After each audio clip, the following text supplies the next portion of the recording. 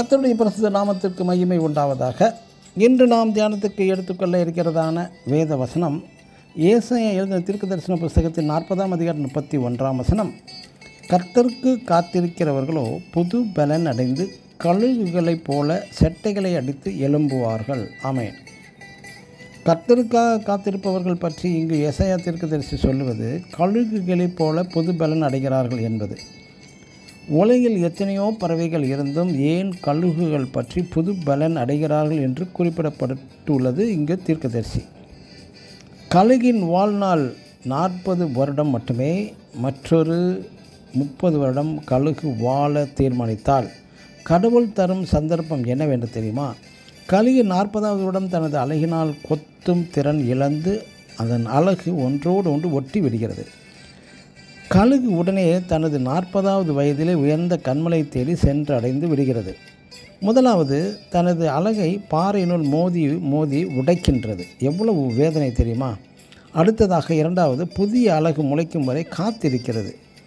மூன்றாவதாக தனது புதிய அழகால் தனது பழைய கால் நகங்களை பிடுங்கி விடுகிறது.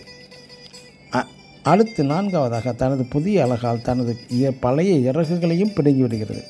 சற்று நினைத்து பாருங்கள், கழுகிற்கு எவ்வளவு வேதனையாக இருக்கும். இந்த கொடிய வேதனை தரும் நாட்கள், மாதங்கள், வாரங்கள், வெயில், பனி, மழை, குளிர், இப்படி இந்த கொடிய வேதனை சகிப்பது எதற்காக? கழுகு சொல்லுவது என்ன தெரியுமா? நான் புதிய சிருஷ்டியாக போகிறேன் என்பதற்காக.